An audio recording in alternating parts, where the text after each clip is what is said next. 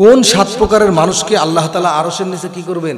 ছায়া দান করবেন। নবীজি বলেন 7 প্রকারের মানুষ এমন আছে। হযরতে আবু হুরায়রা রাদিয়াল্লাহু তাআলা আনহু থেকে বর্ণিত মিশকাত শরীফের হাদিস। নবীজি বলেন 7 প্রকারের মানুষকে আল্লাহ তাআলা আরশের নিচে ছায়া দিবেন।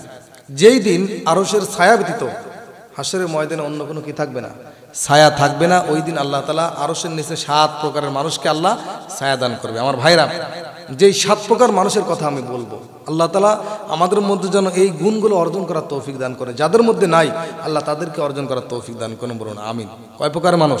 7 প্রকারের মানুষ আল্লাহ আরশের নিচে সেই দিন ছায়া দিবে, যেদিন কোনো ছায়া থাকবে না।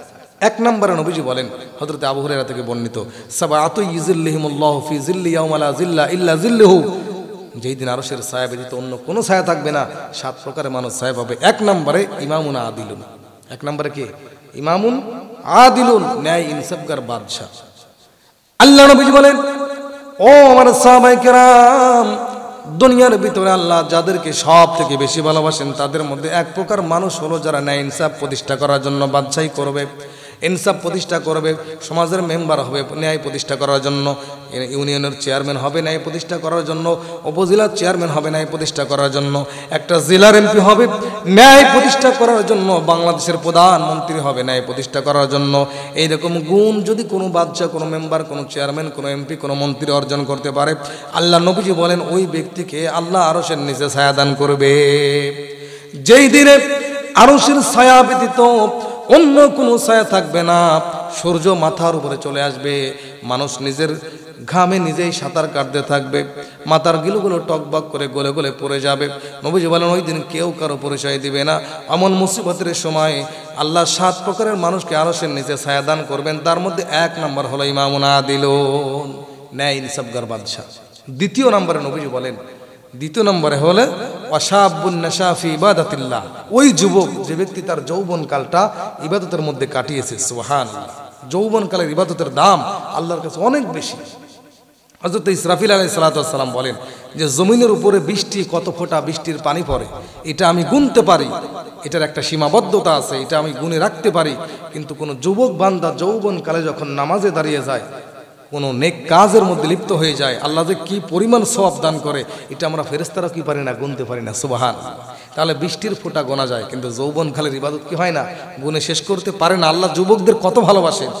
নবীজি বলেন ইসলামের জন্য সবথেকে বড় অগ্রগামী ভূমিকা পালন করেছেন যুবকরা। সুবহানাল্লাহ। এই জন্য আমার যুবক ভাইদেরকে বলতেছি, যৌবনকালটা হেলায় খেলায় নষ্ট না করে ইবাদতের মধ্যে কাটাও। তাহলে 2 নম্বরে যৌবন বয়সটা যারা কাজে লাগিয়েছে, ইবাদত করেছে, আল্লাহ তাদেরকে কি করবেন? আরশের নিচে ছায়া দান করবেন। বন্ধুগণ আমার ভাইরা, 3 নম্বরে নবীজি বলেন অরাজুলুন কলবুহু মুআল্লাকুন বিল ফিল মাসাজিদ, ওই ব্যক্তিকে আল্লাহ আরশের নিচে ছায়া দান করবে যে ব্যক্তির অন্তরটা মসজিদের সাথে ঝুলন্ত ছিল। যে ব্যক্তির অন্তরটা কি? কলবুহু মুআল্লাকুন বিল মাসাজিদ, যার অন্তরটা মসজিদের সাথে ঝুলন্ত ছিল। ঝুলন্ত মানে কি? ঝুলন্ত মানে হলো মুফাসসিরিন کرام বলেন এক ওয়াক্ত নামাজ পড়ার পরে তার অন্তরে একটা চিন্তা ভাবনা থাকবে, পরের ওয়াক্ত নামাজ আমি কখন পড়ব। এই চিন্তা যার অন্তরে থাকবে, এটা হলো অন্তর ঝোলা দ্বারা উদ্দেশ্য। নবীজি বলেন এই ব্যক্তিকে আল্লাহ কি করবেন? আরশের নিচে ছায়া দান করবেন। 4 নম্বরে নবীজি বলেন সাবিরা, 4 নম্বরে যে ব্যক্তিকে আল্লাহ আরশের নিচে ছায়া দান করবেন, ওয়ারজুলান তাহাব্বা ফিল্লাহি ইজতামা আলাইহি ওয়া তাফাররাকা আলাইহি, নবীজি বলেন যেই এমন ব্যক্তি যারা একজন অপরজনকে মহব্বত করে আল্লাহর জন্য, আবার শত্রুতাও করে আল্লাহর জন্য।